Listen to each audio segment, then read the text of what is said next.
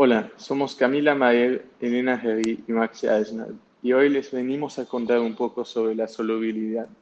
Para ser más específicos, sobre la solubilidad de compuestos covalentes.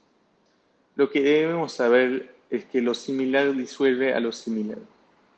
¿Qué significa eso?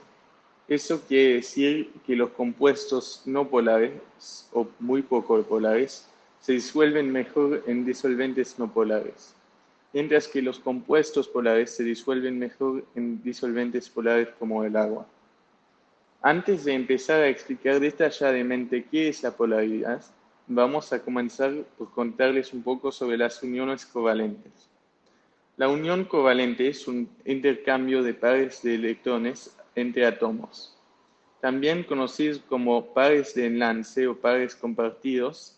La unión covalente es un tipo de enlace que establecen dos átomos para formar una molécula. Los átomos pueden llegar a compartir uno, dos o hasta tres electrones. Debemos tener en cuenta que los electrones que van a compartir deben estar siempre en la última órbita. La cantidad de electrones que van a compartir depende de cuánto necesita la órbita para llegar a 8 electrones y así estar estable. Es decir, si la órbita tiene 6 electrones, se van a compartir 2. Si tiene 7 electrones, se van a compartir 1 electrón y así sucesivamente. Ahora que sabemos que son compuestos covalentes, podemos pasar a explicarles qué es la polaridad. Seguramente se estarán preguntando, ¿qué son compuestos polares? Bueno, para empezar, tenemos dos tipos de compuestos, los polares y los no polares. Un compuesto polar, también llamado hidrofílico, puede disolverse bien en agua, mientras que un compuesto no polar, también llamado hidrofóbicos, no se disuelve en agua. Tal vez pueden entenderlo mejor con ejemplos. El aceite y el hexano son dos compuestos no polares, así que son solubles entre sí. Pero ahora, el aceite y el agua no son solubles entre sí, ya que el agua es un compuesto polar y el aceite un compuesto no polar. Con estos dos ejemplos podemos claramente entender a lo que se refiere la regla lo similar disuelve a lo similar. Por otro lado, la regla no es tan útil para los polares, en especial para las soluciones acuosas. La solubilidad en agua de moléculas como el azúcar depende de la formación de puentes de hidrógeno. Así, las moléculas que contienen una proporción elevada de átomos de nitrógeno u oxígeno suelen disolverse en agua porque estos son los elementos capaces de formar puentes de hidrógeno.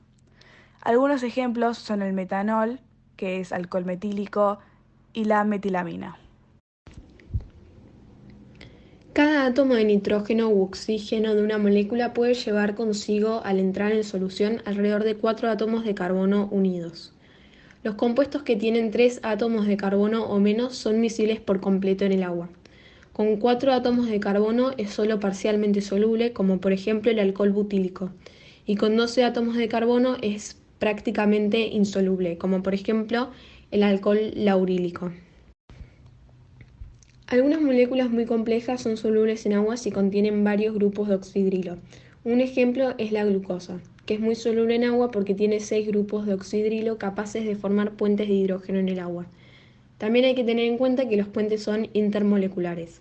En términos generales, los puentes de hidrógeno son más importantes que la polaridad por sí sola en cuanto a determinar la solubilidad en agua de una sustancia molecular.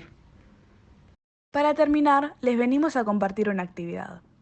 ¿De cuáles de estos compuestos no es de esperarse que sean solubles en agua? ¿La glucosa, el cloruro de metilo, la metilamina o el hexano? La respuesta es, el cloruro de metilo y el hexano son prácticamente insolubles en agua, no forman puentes de hidrógeno con ella. La glucosa y la metilamina son solubles en agua. Para finalizar con este video les vamos a mostrar nuestro mapa conceptual que lo vamos a usar como cierre del tema. El mind map empieza en lo resaltado, que es el título de nuestro tema, que es los compuestos covalentes.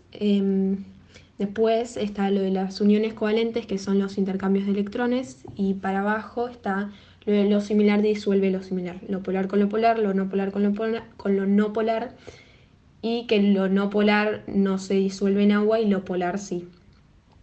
Después está explicado lo de los puentes de hidrógeno, que pueden ser con oxígeno o nitrógeno, y que con 3 átomos de carbono se puede disolver casi por completo en agua, con 4 átomos de carbono es parcialmente soluble y con 12 átomos que es directamente insoluble, y que los puentes de hidrógeno son más importantes que la polaridad a la hora de decir si un compuesto es soluble o no.